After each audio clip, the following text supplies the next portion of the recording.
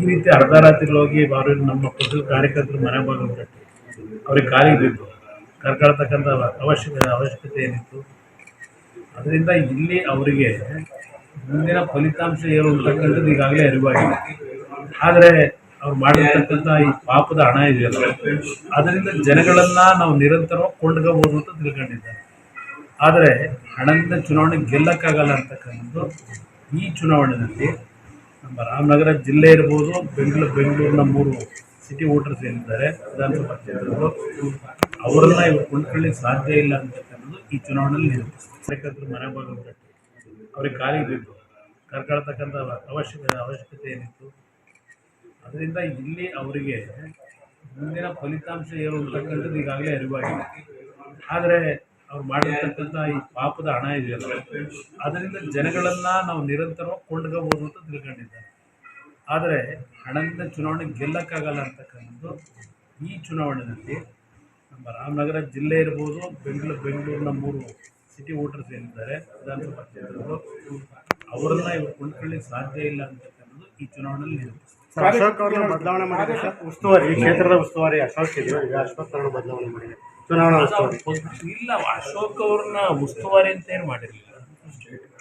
ಅವರು ಸ್ಟೇಟ್ ಈಗ ವಿರೋಧ ಪಕ್ಷದ ನಾಯಕರಿದ್ದಾರೆ, ಅವರು ಇಡೀ ರಾಜ್ಯ ಸುತ್ತಬೇಕಾಗ್ತಕ್ಕಂಥ ಜವಾಬ್ದಾರಿ ಕೊಟ್ಟಿದ್ದಾರೆ. ಉಸ್ತುವಾರಿಯನ್ನು ನಾನೇ ಇವತ್ತು ಯಾರೂ ಇಲ್ಲದೇ ಇರ್ತಕ್ಕಂಥದ್ದು ಏನಿದೆ, ಆ ಹಿನ್ನೆಲೆಯಲ್ಲಿ ಅಶ್ವಥ್ ನಾರಾಯಣ ಅವರಿಗೆ ಉಸ್ತುವಾರಿ ಕೊಟ್ಟಂತ ಮನವಿ ಮಾಡಿದ್ದಾರೆ.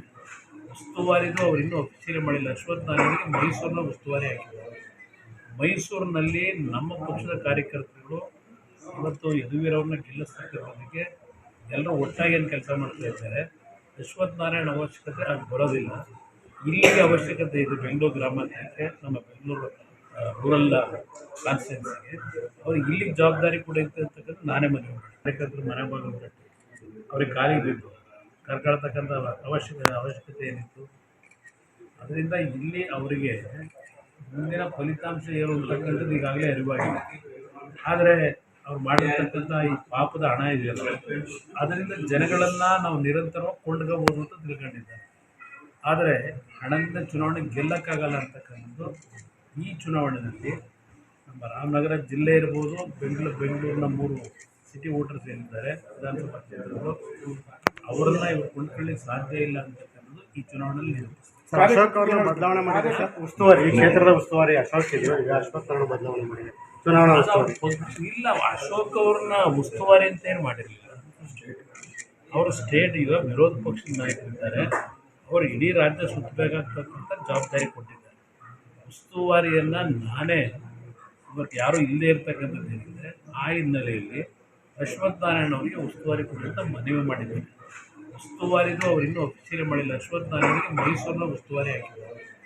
ಮೈಸೂರಿನಲ್ಲಿ ನಮ್ಮ ಪಕ್ಷದ ಕಾರ್ಯಕರ್ತರುಗಳು ಇವತ್ತು ಯದುವೀರವ್ರನ್ನ ಗೆಲ್ಲಿಸ್ತಕ್ಕಂಥದ್ದಕ್ಕೆ ಎಲ್ಲರೂ ಒಟ್ಟಾಗಿ ಏನು ಕೆಲಸ ಮಾಡ್ತಾ ಇದ್ದಾರೆ.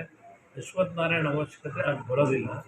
ಇಲ್ಲಿಗೆ ಅವಶ್ಯಕತೆ ಇದೆ. ಬೆಂಗಳೂರು ಗ್ರಾಮಾಂತರಕ್ಕೆ, ನಮ್ಮ ಬೆಂಗಳೂರು ರೂರಲ್ ಕಾನ್ಸ್ಟಿಟ್ಯೂನ್ಸಿಗೆ ಅವ್ರಿಗೆ ಇಲ್ಲಿಗೆ ಜವಾಬ್ದಾರಿ ಕೂಡ ಇತ್ತು ಅಂತಕ್ಕಂಥ ನಾನು